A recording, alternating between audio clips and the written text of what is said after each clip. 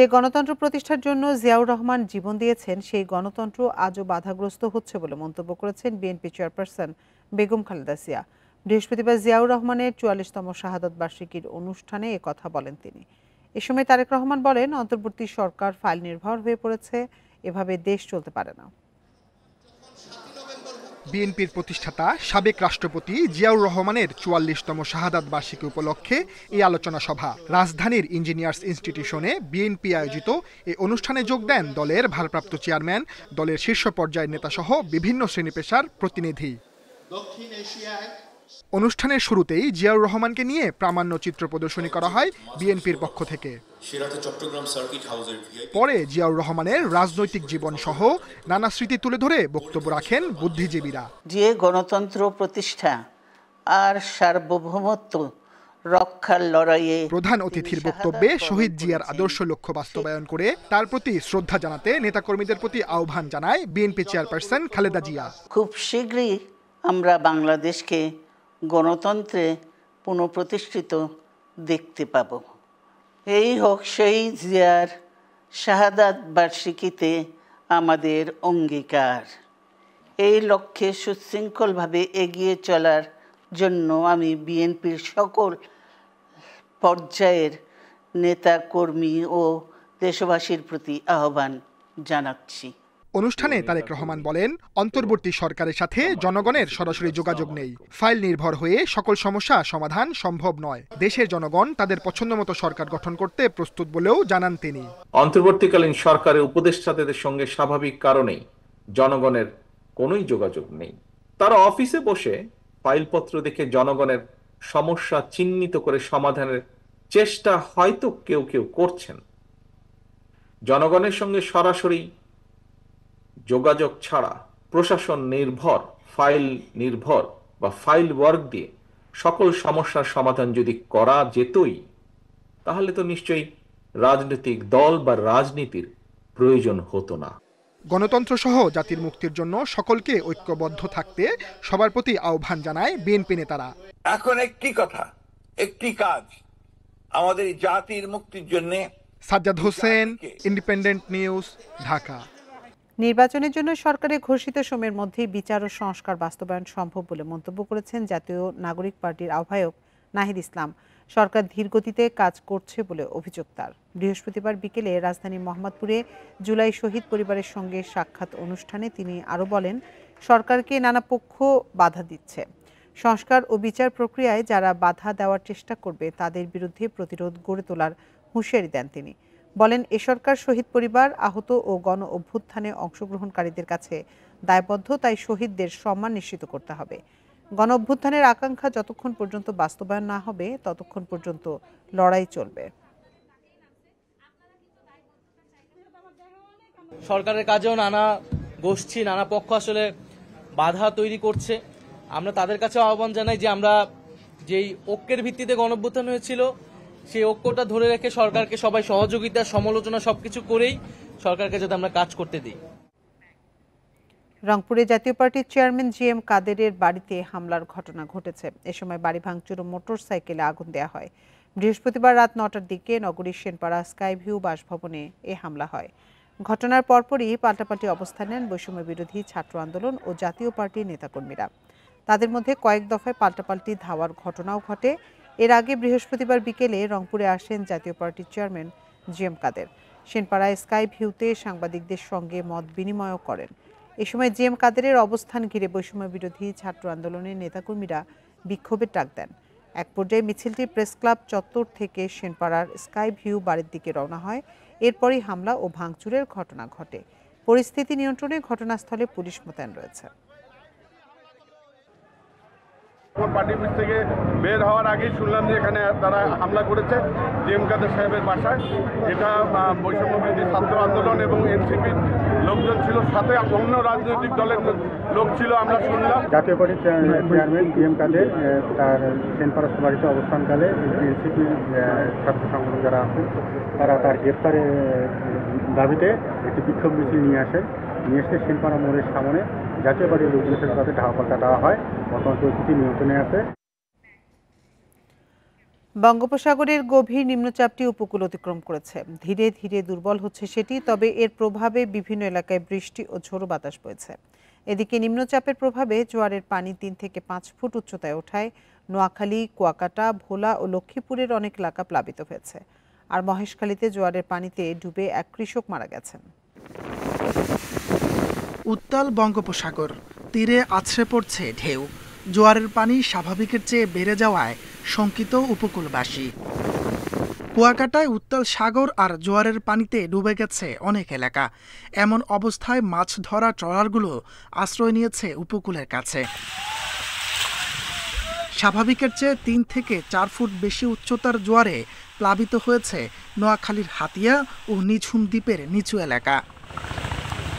লক্ষ্মীপুরে অস্বাভাবিক জোয়ারের পানিতে কমলনগর উপজেলার চরমার্টিনে রাস্তা ভেঙে প্লাবিত হয়েছে লোকালয়। 30 থেকে 40 হাজার মানুষ আছে, সব বন্যায় ডুবে যাবে এই বেড়িবাঁধে, যদি বেড়িবাঁধ না হয়। এখন অতি তাড়াতাড়ি এখন একটা ব্যবস্থা নেওয়া উচিত, এখানে আরেক ব্লক ফালানো উচিত, এখানে আরো বস্তা দেওয়া উচিত। ভোলায় জোয়ারের পানি 4 থেকে 5 ফুট উচ্চতা বেড়েছে। এতে ঢালচর, কলাতলির চর, কাজির চরে প্লাবিত হয়েছে অনেক এলাকা। কক্সবাজারে ঝড়ো হাওয়ার সাথে জোয়ারের পানিতে উত্তাল সাগর। এতে মহেশখালী ও কুতুবদিয়ায় কয়েকটি এলাকা প্লাবিত হয়েছে। মহেশখালীতে জোয়ারের পানিতে মারা গেছেন কৃষক দানু মিয়া। বৈরী আবহাওয়ায় বরিশাল নৌবন্দর থেকে সব রুটে লঞ্চ চলাচল বন্ধ রয়েছে। ঝালকাঠি ও পিরোজপুরে পানিতে নিচু এলাকা প্লাবিত হয়েছে। লঞ্চ বন্ধ হওয়ার কারণে আমরা যাইতে পারতেছি না, কারণ আকাশের অবস্থা তো খুব খারাপ। নদীপথেই একমাত্র চলাচলের রাস্তা লঞ্চ, আর হচ্ছে স্পিড বোট, কিন্তু কোনোটাই চলতেছে না, এই জন্য এই ভোগান্তির মধ্যে আছি। এদিকে ভারী বৃষ্টির কারণে খাগড়াছড়ি ও রাঙ্গামাটিতে পাহাড় ধসের শঙ্কা দেখা দিয়েছে। এরই মধ্যে পাহাড়ের পাদদেশে ঝুঁকিপূর্ণ বাসিন্দাদের নিরাপদ আশ্রয়ে সরে যেতে নির্দেশ দিয়েছে প্রশাসন। তাপস সরকার, ইন্ডিপেন্ডেন্ট নিউজ। আবহাওয়া পরিস্থিতি নিয়ে জানাতে ফেনী থেকে আমাদের সাথে যোগ দিচ্ছেন সহকর্মী সমীর উদ্দিন। সমীর, এই মুহূর্তে ফেনীর আবহাওয়া পরিস্থিতি আপনি কেমন দেখছেন?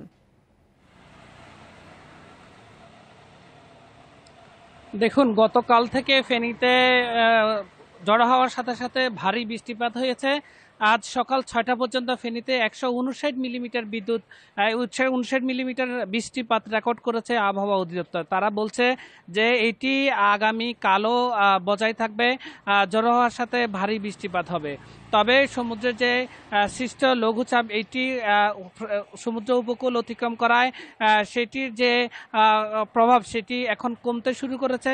এদিকে ছোট ফেনী নদীর যে ক্লোজার সেটি ভেঙে যাওয়ার কারণে জোয়ারের পানি স্বাভাবিকের চেয়ে 3 থেকে 4 ফিট উচ্চতা বেড়ে যাওয়ার কারণে সোনাগাজীর 4টি ইউনিয়ন বগাদানা, চরদরবেশ, সোনাগাজী এবং চরচান্দিয়া, এটির যে উপকূলীয় অঞ্চল সেগুলোতে নিম্নাঞ্চল প্লাবিত হওয়ার খবর পাওয়া গেছে। এদিকে ফেনী, মুহুরী, কহুয়া এবং সিলোনিয়া নদীর যে পানি বাড়ার সাথে সাথে যে বন্যা হওয়ার কথা, গত 2024 সালের ভয়াবহ বন্যার কারণে মানুষ আতঙ্কিত হয়ে পড়েছে। তবে জেলা প্রশাসনের পক্ষ থেকে বলছেন যে সাধারণ মানুষকে আতঙ্কিত হওয়ার তেমন কোনো কারণ নাই, কারণ জেলা প্রশাসনের পক্ষ থেকে, পানি উন্নয়ন বোর্ডের পক্ষ থেকে এবং বিভিন্ন দপ্তরের পক্ষ থেকে তাদের ব্যাপক প্রস্তুতি রয়েছে। আপাতত বৃষ্টিপাত যদি এভাবে বাড়তে থাকে তাহলে শহরের জলাবদ্ধতা কিছুটা স্থায়ী থাকবে। আপাতত বৃষ্টি যেটি আছে এটিতে যে জলাবদ্ধতা আছে এটির পানি সরে যাবে বলে বলছে এখানকার পৌর প্রশাসক। এটি ছিল আমার কাছে বৃষ্টিপাতের সর্বশেষ তথ্য। ফেনী থেকে আবহাওয়া পরিস্থিতির সবশেষ তথ্য জানাচ্ছিলেন সহকর্মী সমীর উদ্দিন। নিম্নচাপের প্রভাব রাজধানীতেও। ভারী বৃষ্টিতে বিভিন্ন সড়কে তৈরি হয় জলাবদ্ধতা, এর ফলে দেখা দেয় তীব্র যানজট। এতে চরম ভোগান্তিতে পড়েন নগরবাসী। আজও এমন বৃষ্টি অব্যাহত থাকতে পারে বলে জানিয়েছে আবহাওয়া অধিদপ্তর। বৃহস্পতিবার সকাল থেকেই রাজধানীতে ঝড়ো হাওয়ার সাথে ভারী বৃষ্টি। টানা বৃষ্টিতে রাজধানীর অনেক এলাকায় পানি জমে গেছে। বিভিন্ন সড়কে সৃষ্টি হয়েছে জলজট আর তীব্র যানজটের। এতে চরম ভোগান্তিতে পড়েছে নগরবাসী। রাস্তাঘাটে যে বিভিন্ন জায়গায় খানাখন্দক রাস্তা কেটে অর্ধেক নষ্ট করে ফেলছে, এর কারণে যানজটের সৃষ্টি বেশি হয়েছে। বৃষ্টির জন্য বাইরে হওয়া যাচ্ছে না। এই যে বাসায় আসছি, বাসে উঠতে কষ্ট হইতেছে, হ্যাঁ, সবাই চলাফেরা করতেও কষ্ট হইতেছে। সকাল থেকে শুরু করে দিনের শেষ ভাগেও কমেনি ভোগান্তি, বিশেষ করে শ্রমজীবী ও ঘরমুখো মানুষের। আমার এক টাকা আজকের দিন আমার ইনকাম হয় নাই, অর্থাৎ জিরো। এরকমের অনেক মানুষেরই কিন্তু এরকমের আজকের আর কি জিরো। এরকমের যদি কয়েকদিন বৃষ্টি চলতে থাকে তাহলে আমাদের যারা দিন আনি দিন খায় আমাদের জন্য কষ্টকর। প্রতিকূল আবহাওয়ার কারণে গণপরিবহন ছিল কম, এতে সাধারণ মানুষকে গুনতে হয় অতিরিক্ত ভাড়া। আমরা সকালবেলা বাইরে এসি এখনো এই ভাড়া মারতে আছি টুকিটাকি, এমনি রোডঘাট অনেক জায়গায় যাইতে পারতেছি না, বৃষ্টিতে বন্যাতে পানিতে সব উঠতে রয়েছে। ভাড়া একটু বেশি পাওয়া যায়, এবার মনে করেন যে আজকে ইনকাম বালা, পয়সা একটু বেশি দিছে, 20 টাকা ভাড়া 30 টাকা, 30 টাকা ভাড়া 40 টাকা 50 টাকা। বঙ্গোপসাগর ও তৎসংলগ্ন এলাকায় সৃষ্ট গভীর নিম্নচাপের প্রভাবে এমন বৃষ্টি শুক্রবারও থাকতে পারে বলছে আবহাওয়া অধিদপ্তর। কোথাও কোথাও ভারী বৃষ্টিপাতের কারণে অস্থায়ী জলাবদ্ধতা তৈরি হতে পারে বলে মর্মে আমরা ভারী বৃষ্টিপাতের সাথে এই সাবধান থাকতে বলেছি। শুক্রবার বৃষ্টি আরও বাড়তে পারে বলেও জানায় আবহাওয়া অধিদপ্তর। মেহেদী হাসান, ইন্ডিপেন্ডেন্ট নিউজ, ঢাকা। নোয়াখালীতে বৃহস্পতিবার থেকে টানা বৃষ্টি অব্যাহত রয়েছে। ভারী বৃষ্টিতে জেলা শহর মাইজদীতে জলাবদ্ধতা দেখা দিয়েছে। শহরের হাউজিং এস্টেট, মাস্টারপাড়া, খন্দকারপাড়া, লক্ষ্মীনারায়ণপুর, মধুসূদনপুর, গুপ্তাঙ্গ সহ বিভিন্ন আবাসিক এলাকায় পানি উঠে গেছে। বিভিন্ন গুরুত্বপূর্ণ সড়ক পানির নিচে তলিয়ে যাওয়ায় যানবাহন চালক ও পথচারীরা দুর্ভোগে পড়েন। ভোর 6টা পর্যন্ত গত 24 ঘন্টায় 285 মিলিমিটার বৃষ্টি রেকর্ড করা হয়, যা এবছরে দেশের সর্বোচ্চ বৃষ্টি।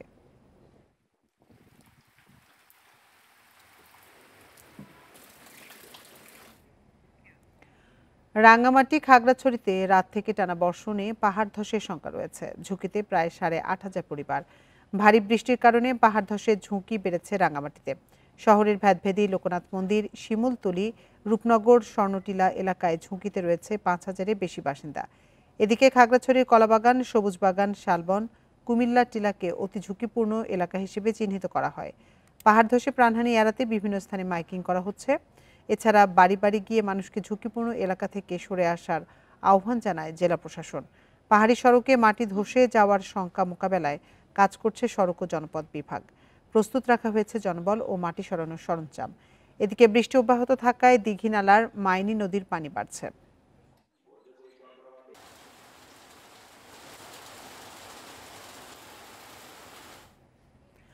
পাহাড় ধসের শঙ্কা নিয়ে বিস্তারিত জানাতে এবার খাগড়াছড়ি থেকে আমাদের সাথে যোগ দিচ্ছেন সহকর্মী সমীর মল্লিক। সমীর, আপনার কাছে সকালে জানতে চেয়েছিলাম সেখানকার আবহাওয়া পরিস্থিতি সম্পর্কে। এই মুহূর্তে খাগড়াছড়িতে বৃষ্টি হচ্ছে কিনা এবং পাহাড়ের পাদদেশে যারা অবস্থান করেন তাদেরকে সরিয়ে নিতে প্রশাসনের পক্ষ থেকে কি ধরনের ব্যবস্থা নেওয়া হয়েছে? দেখুন, কিছুক্ষণ আগে আমি এখানকার যে আবহাওয়া পর্যবেক্ষণ কেন্দ্র রয়েছে সেখানে কথা বলেছি। সকাল 8টা পর্যন্ত 68 মিলিমিটার বৃষ্টিপাত রেকর্ড করা হয়েছে এবং গত রাত থেকে যে টানা বর্ষণ চলছে সেটি কিন্তু একটা মিনিটের জন্য বন্ধ হয় না। অর্থাৎ টানা যে বর্ষণ সেটি হচ্ছে, অর্থাৎ কিছুক্ষণ ভারী বৃষ্টিপাত হচ্ছে, আবার কিছু সময় মাঝারি বৃষ্টিপাত হচ্ছে। এবং আপনি যে বিষয়টা বলেছেন যে যারা পাহাড়ের পাদদেশে বসবাস করছে তাদেরকে সরিয়ে আনার জন্য গত পরশুদিন থেকে কিন্তু জেলা প্রশাসনের পক্ষ থেকে মাইকিং করা হচ্ছে। এবং গতকালকে আমরা যেটা দেখেছি, খাগড়াছড়ি জেলা প্রশাসন, অতিরিক্ত জেলা ম্যাজিস্ট্রেট এবং সদর উপজেলা নির্বাহী কর্মকর্তা সহ বিভিন্ন উপজেলাগুলোতে যারা ইউনো রয়েছে তাদের পক্ষ থেকে কিন্তু মাইকিং, একই সাথে বাড়ি বাড়ি গিয়ে তারা যাতে আশ্রয় কেন্দ্রে আসে সেজন্য কিন্তু সচেতনতা তৈরি করা হচ্ছে। কিন্তু বাস্তবতা আমরা যেটা দেখেছি, যারা পাহাড়ের পাদদেশে ঝুঁকিপূর্ণ বসবাস করে তারা কিন্তু এখনো পর্যন্ত সেই জায়গাগুলো থেকে সরে আসছে না, এবং কি রাতের বেলা যে ভারী বর্ষণ হচ্ছে তখনই কিন্তু তারা সেই সমস্ত জায়গাগুলোতে অবস্থান করছে। এই বিষয়টা নিয়ে কিছুক্ষণ আগে খাগড়াছড়ি জেলা প্রশাসকের সাথে আমার কথা হয়েছে।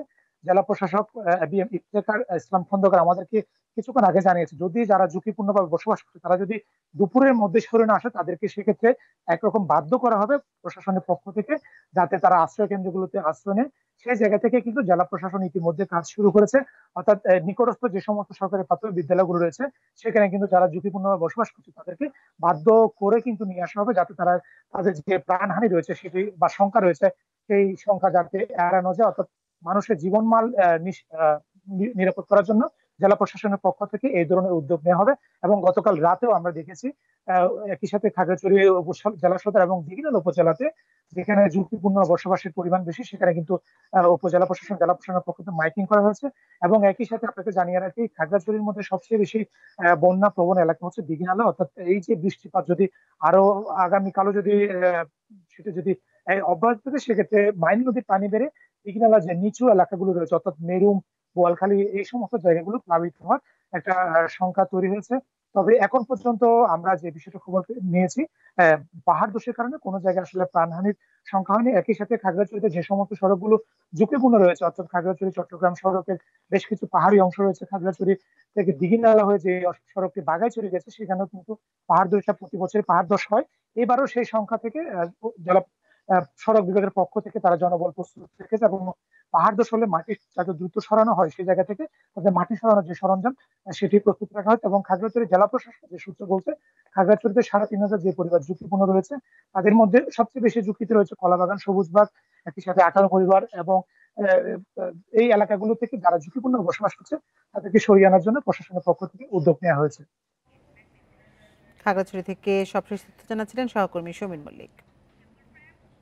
গভীর নিম্নচাপের প্রভাবে সারা দেশে ভারী বৃষ্টি হচ্ছে। ফেনী, সিলেট, সুনামগঞ্জ, মৌলভীবাজার, নেত্রকোনা, হবিগঞ্জে সাময়িক বন্যা দেখা দিতে পারে। এছাড়াও শনিবার পর্যন্ত সারা দেশে অতি ভারী বৃষ্টির পূর্বাভাস দিয়েছে আবহাওয়া অফিস।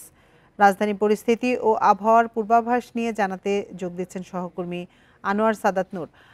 আনোয়ার সাদাত, রাজধানীর আবহাওয়া পরিস্থিতি এই মুহূর্তে আপনি কেমন দেখছেন? সকাল থেকে তো বিভিন্ন এলাকা ঘুরে দেখেছেন, আর আবহাওয়ার সার্বিক পরিস্থিতি নিয়ে আবহাওয়া অধিদপ্তর কি পূর্বাভাস দিয়েছে?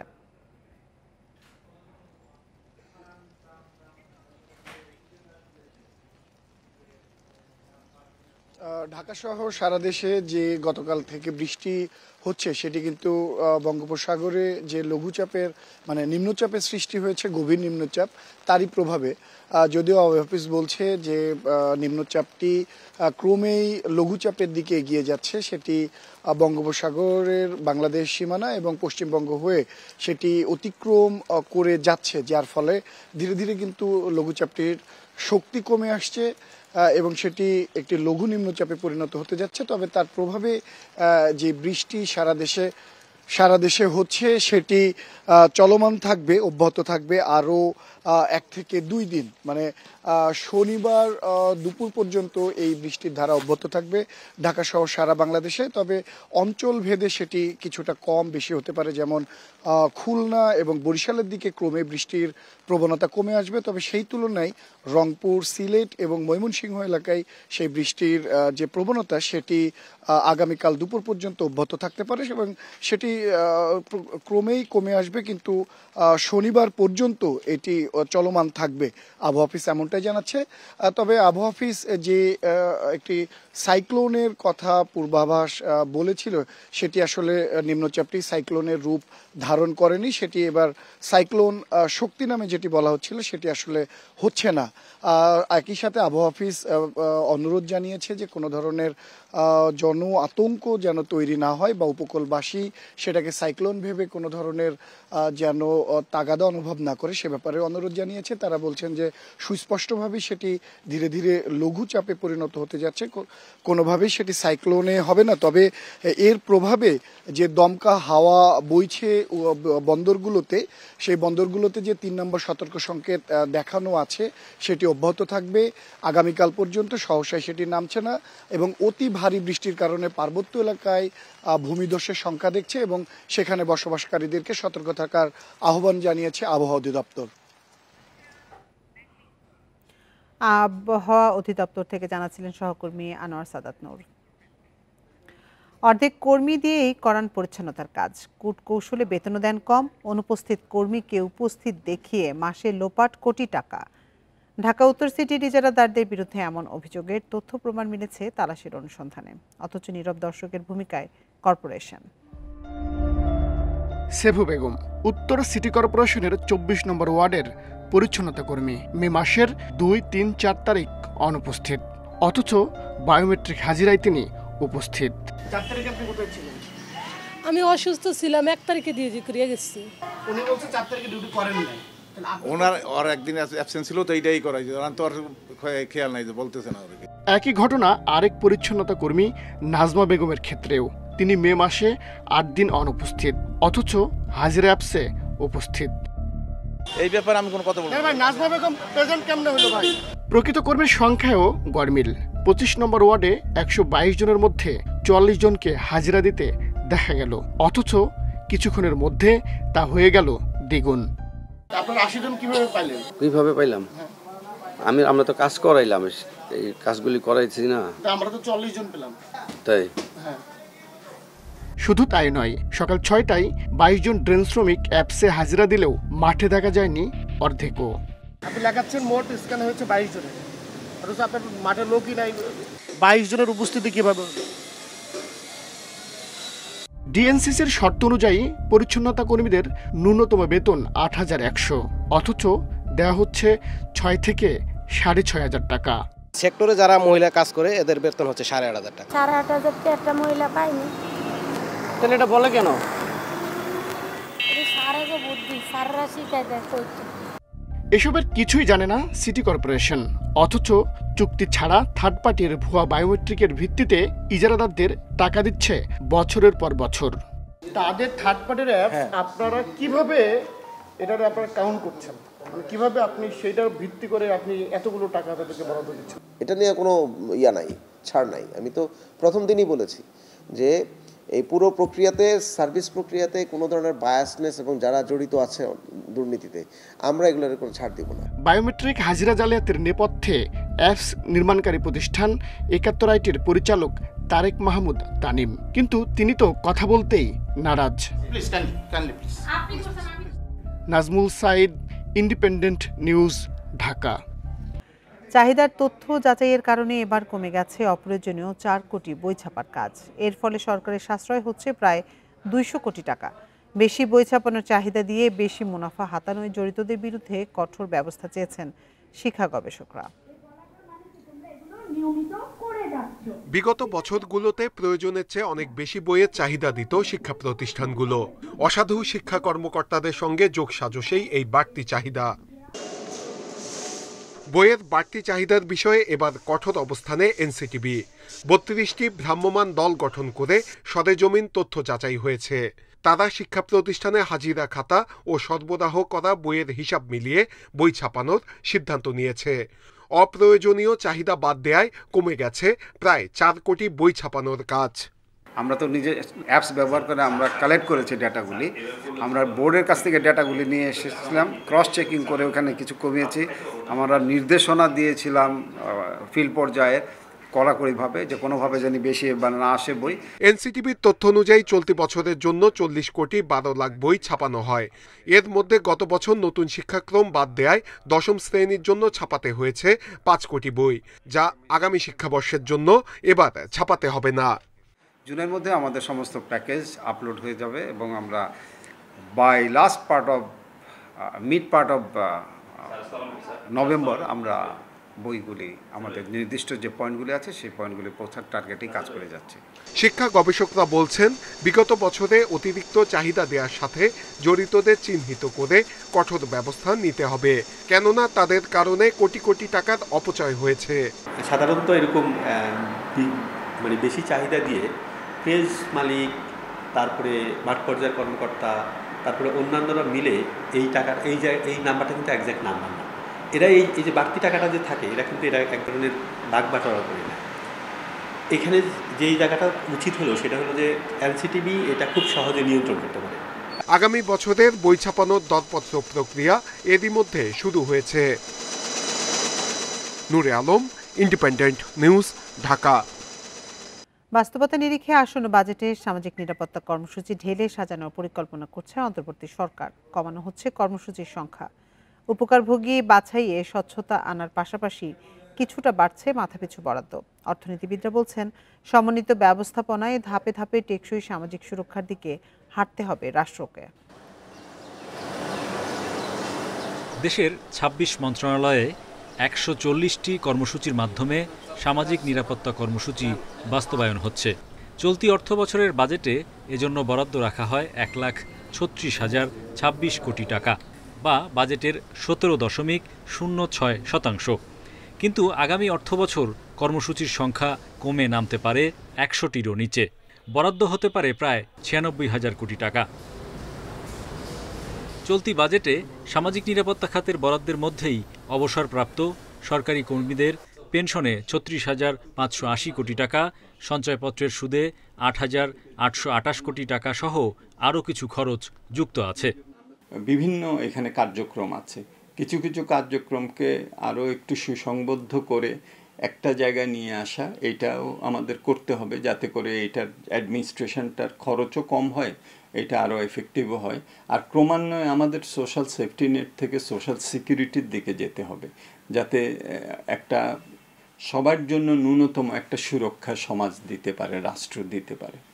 চরম দরিদ্রদের জন্য ৩৮টি প্রকল্পে আগামী বাজেটে ৫২,০০০ কোটি টাকা বরাদ্দ থাকতে পারে, যার আওতায় বয়স্ক, বিধবা, প্রতিবন্ধী সহ কয়েকটি খাতে ভাতা বাড়ছে মাথাপিছু ৫০ থেকে ১০০ টাকা।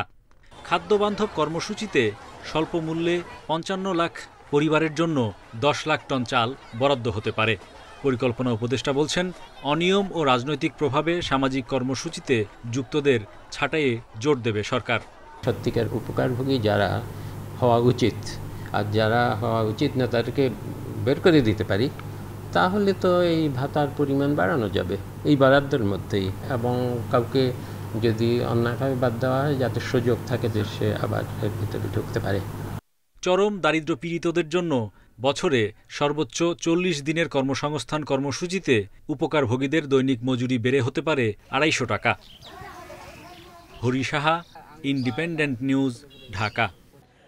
প্রস্তুতি শেষ না হওয়ায় জুনের শেষ নাগাদ হচ্ছে না রাকসু নির্বাচন। রাজশাহী বিশ্ববিদ্যালয় কর্তৃপক্ষ জুনে নির্বাচনের রোডম্যাপ দিলেও নির্বাচন কমিশন বলছে সব কাজ শেষ করে আগস্টের মধ্যে রাকসু নির্বাচন হতে পারে। এদিকে রোডম্যাপ মেনে রাকসু নির্বাচন না হওয়ায় তফসিল ঘোষণা দাবিতে আন্দোলনে নেমেছেন শিক্ষার্থীরা। ৩৫ বছর ধরে অকার্যকর রাজশাহী বিশ্ববিদ্যালয় কেন্দ্রীয় ছাত্র সংসদ রাকসু। সম্প্রতি রাকসু নির্বাচনের বিষয়টি আলোচনায় আসার পর এ নিয়ে আগ্রহ তৈরি হয়েছে বিশ্ববিদ্যালয়ের শিক্ষার্থীদের মাঝে।